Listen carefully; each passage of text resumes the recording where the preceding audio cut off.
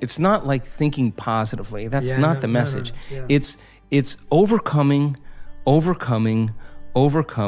until we become somebody else.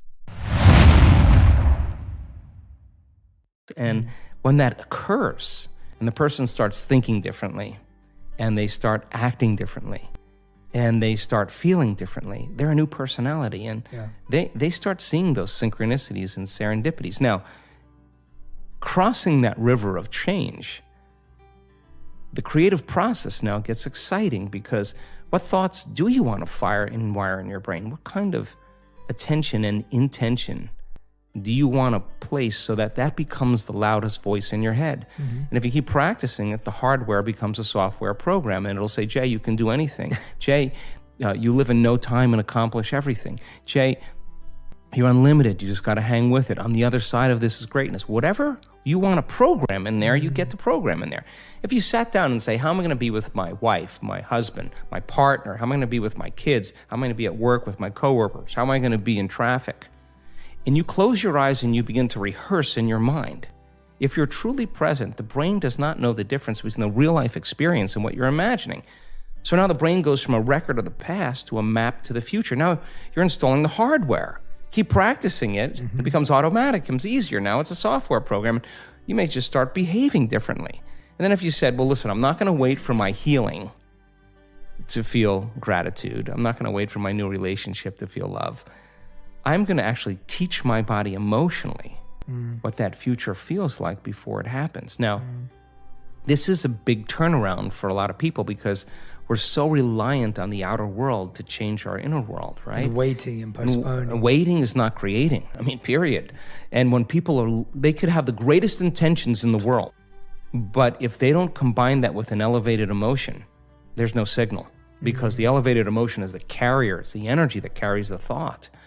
So then when we're in separation, in lack, waiting for our wealth to feel abundance, we're basically living our whole life in pain, right? So then if you reason this, and a person can get up from their meditation and they literally feel differently, and they're feeling the emotions of their future before it happens, this is turning the whole process around.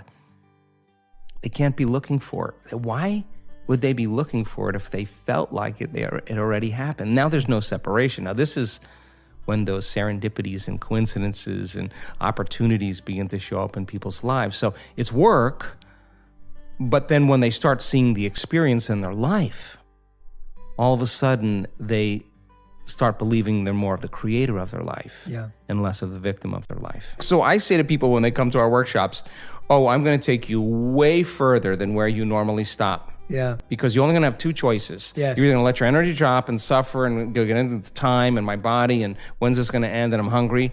And those are all primal drives. Or you're going to apply a formula and in the unknown, you learn how to be comfortable in the unknown. And when people, this is so funny because you stretch a person outside of the known and it's not scary. Nothing happened to them. And all of a sudden, they relax more into the present moment. They're not thinking about what's going to happen tomorrow. They're not going to think about what happened yesterday. Now we watch 1,500 people just by the end of an event, just totally present. Yeah. It's completely different people. And where you place your attention is where you place your energy. There's energy for them to heal. They have energy. They can execute. So it's something that is hard to, you can only talk around, you know? I know. You have to experience it. It's like, how do you explain a mango to somebody? What does it taste like? You gotta experience it. But the cool thing about it, I think, of course, speaking from my present state of ignorance, but I've been watching, closely. You can't tell me any longer that you're too sick to do this work. I have seen in the last couple of years, blind people seeing, deaf people hearing, people with strokes that were paralyzed, moving their limbs, people with Parkinson's disease that had tremors or paralysis moving, MS, lupus, rheumatoid arthritis, rare genetic disorders, tumors. There it is, then it's gone. You can't tell me you're too sick to do this work. I mean, of course, people come up against themselves. And when they come up against themselves, those sick people came up against their fear, like, you're going to die in 3 months. And they had every reason to not do the work, but they showed up in spite of their fear and they overcame their fear a little bit more. There are people that had self-doubt. And their condition was getting worse, and their family was worried about them. They could have doubted and said, I give up, but they showed up for themselves again, and they overcame their doubt a little bit more. There were days that they were really feeling sick, and their body was really failing, and they could have said, I'm too sick to do this meditation. They did it sometimes 2 or 3 times a day because nothing else was working. Yeah. And they overcame their body. They could have said, I don't have enough time. I got kids, I got obligations, I got a job. They made the time to do it, and that was the overcoming process. You can't tell me that you're too out of shape. You can't tell me, you're too old. We have elders in this work. I can show you brain scans that are so elegant and so beautiful, and the arousal that they're having is ecstasy. It's coherence in the brain. So you can't even tell me that you never meditated before, because husbands who get dragged to our events by wives who are sitting there going, who is this guy? And they're listening to the science and it makes sense. And it comes down to the practical. They're just saying, I don't know just tell me what to do. They follow the exact formulas. I think we're all faced with great opportunities, brilliantly disguised as impossible situations. And in order, for me personally, and after looking through your book and reading a good portion of it, for me, there's no school of ancient wisdom that you need to go to be initiated. Your life is your initiation if you're paying attention. So we meet challenges in our life from a certain level of mind, right? A certain level of consciousness or unconsciousness. And even Einstein said we have to go to a greater level of consciousness than the consciousness that's created the problem. Well, what is consciousness? Consciousness is awareness. And awareness means possibilities that you haven't thought of before. So we confront problems or challenges in our life. And as a side note, I was having breakfast with a researcher just last week who's studying what happens when we perceive a condition in our environment as a problem, how it weakens the organism. They're measuring this. And when a person sees it as a challenge, how they draw energy, they raise the energy of their body back into order.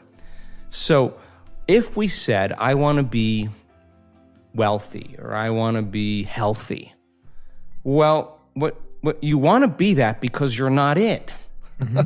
So the initiation of going from not it here to it here, you're going to have to climb some steps. And there's going to be some blind spots.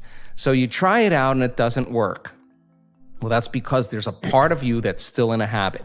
There's part of you that's still unconscious. Okay, so what is it about myself in that circumstance that I am feeling about that circumstance, and that feeling is causing me to think about it? So you say, oh, it's impossible, they'll never change.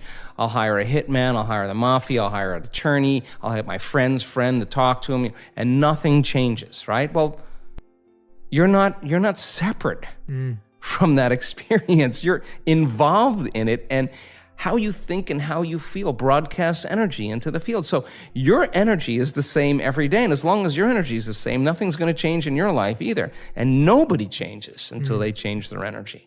So then, what piece of knowledge, what piece of information, what would love do? What would greatness look like? Okay, I don't know. All right, well, certainly somebody in history has faced this problem. Don't get on Facebook and say, does anybody have any answers? Go look it up and study and read and learn. You'll own it.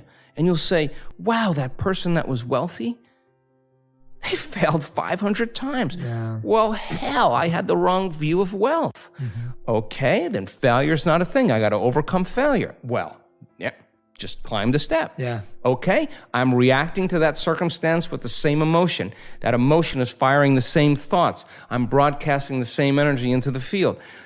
If I were facing that circumstance and situation again with that person, that circumstance, what do I learn from that circumstance? How could I do it differently the next time?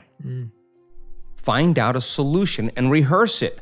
Install the circuitry so when you get in the circumstance, you're not going to respond in an automatic habituation. Yeah. Now you're at a greater level of consciousness. Now you're looking at possibilities that you weren't looking at before because you were unconscious. Now, that process of trial and error is so important in the spiritual path.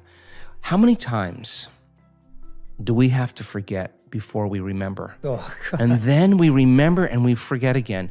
And it takes constantly remembering until we stop forgetting. And when we get to that point, now we're conscious. Now there's wisdom. And wisdom is the memory of the experience without the emotional charge. Now you're ready for the new adventure. So then people draw conclusions and say, oh, it's that person that ripped me off. It's that person that what? Now you don't create your reality? Oh, you only create your reality when things are good. No, well, somehow you got to tango through this. Somehow your objectivity in not reacting emotionally is going to change the energy of how you address this situation. So then we keep going in introspection. At the end of the day, if you really wanted to be wealthy, say, how did I do today? Did I make the right choices? Was I ethical? Was I purpose-driven?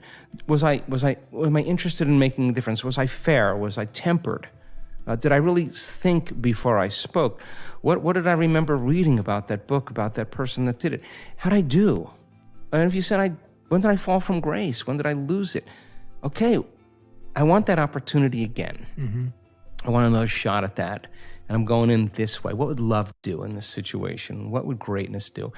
And now you evolve your experience, and somehow there's a door, there's an opening, something shifts, something changes.